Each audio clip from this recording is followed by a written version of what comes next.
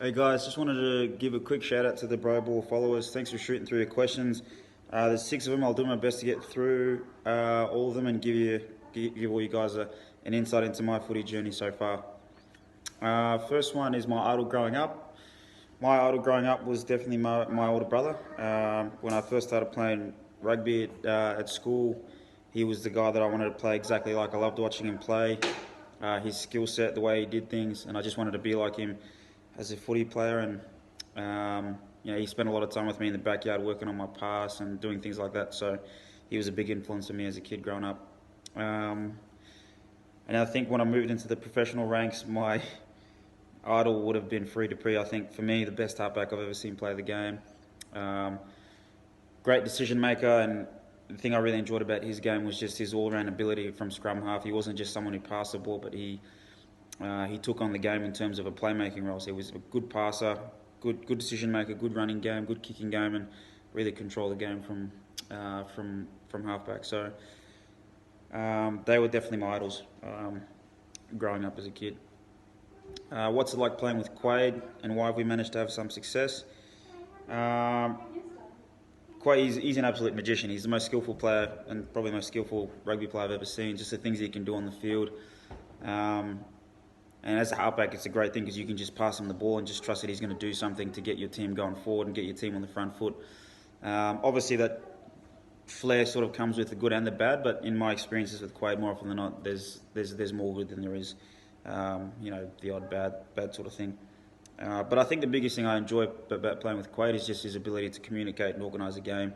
He kind of commentates it as we play, because he's always thinking one or two phases ahead of the game. And from a halfback's perspective, that's just really enjoyable because he's helping you every step of the way during the game. So and I think the reason why we've managed to have some success together as a combination is just we've known each other for a long time. We've been playing together since we were 15. And I think with that relationship, it allows you to just have honest conversations around the game, whether they're good, bad, heated, tough conversations. And that helps you grow as a partnership and grow as a 9-10 combination. So we've been fortunate enough, like I said, to have known each other for a long time, and that's certainly helped as far as us having had success. Tips for young halfbacks? I think the biggest thing that's lost in the game these days is probably just nailing your fundamentals. I think everyone likes to play the big flashy plays and make the big plays, and I think the art of just nailing the fundamentals is something that I think is a little bit lost. As a halfback, I think it's just really important to work really, really hard on your pass. When I was a kid, I was doing that for hours and hours and hours, and even still to this day, working hours and hours on my passing, just trying to make sure I continue to improve and obviously just maintain that level of skill. I think for me, what it allows me to do is express myself in other parts of my game. The fact that I know that when I go out to play, my pass is always going to be on song. It allows me to then, it frees me up to then express myself with my running game, my kicking game, looking for space and all those, and my decision making. So I think just nailing the fundamentals as a halfback for sure, just your pass and whatever else that comes with your kick and whatever else. But I just think your pass, you just got to make sure you're nailing that down. Another one was the difference between top 14 and Super Rugby and now playing in Japan. I think for me, top 14 was, and probably rugby in the Northern Hemisphere from a club perspective, is probably a lot more like Test rugby, in that it's about having a strong set piece, playing field position and territory, and they're very reliant on good goal kickers, so they tend to produce much better goal kickers than probably down here in the Southern Hemisphere, obviously with the exception of someone like Dan Carter and whoever else. But for me, the pace of the game wasn't as fast as, say, Super Rugby, but certainly I think the intensity around the breakdown, the intensity around set piece, and just the pressure they put on making sure they play possession, territory, field position, and making sure they nail their points. And then obviously in terms of Super Rugby, I think because we tend to, the skill side of things probably comes easier to us down here in the Southern Hemisphere. That probably allows us to play a little bit more free-flowing rugby, where we like to be a bit more expansive and express ourselves with our skills, and it probably lends itself to maybe running the ball inside your 22 or close to your try line, as opposed to what they do in the Northern Hemisphere. And that probably again lends itself to meaning that we play with a little bit more speed and intensity around the speed of the game than up north.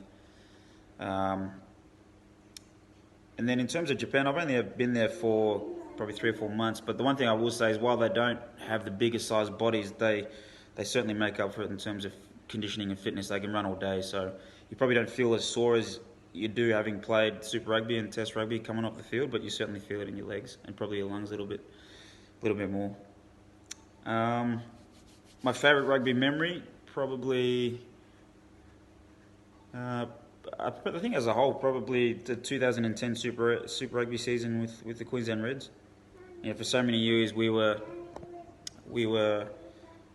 finished last. We lost to the Bulls 92-3. We were getting told we shouldn't get paid to be professional rugby players. So that was probably the start of when we started to have some success. And I think the best thing about it was we were just a bunch of young kids that got together, enjoyed ourselves, travelling the world, doing what we love, and played a brand of footy that allowed us to express our skills and express ourselves on the field. You know, we weren't shackled by game plans or boring game plans. We were allowed to go out there and express ourselves in terms of our full skill sets, whether it was playing off the cuff or offloads or things like that. So I think my favourite rugby memory would probably be that 2010 season with the Reds, and obviously I'd say along with winning the competition in 2011 as well.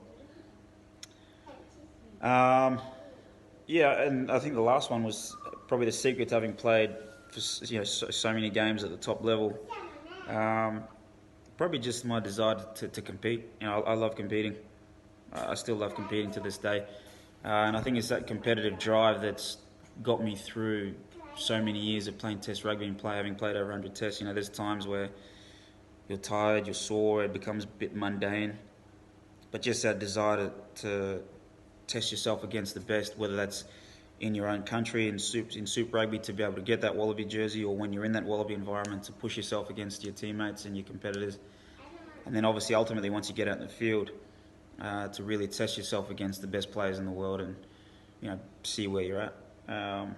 But I think that's probably the biggest reason I feel like I was fortunate enough to have played for so long in the Test arena, was just that absolute desire to want to compete and just that competitive drive. Hopefully I've given you guys a bit of an insight into my rugby journey so far, and I appreciate the support, the love and the questions, and hope you're all keeping safe. Cheers.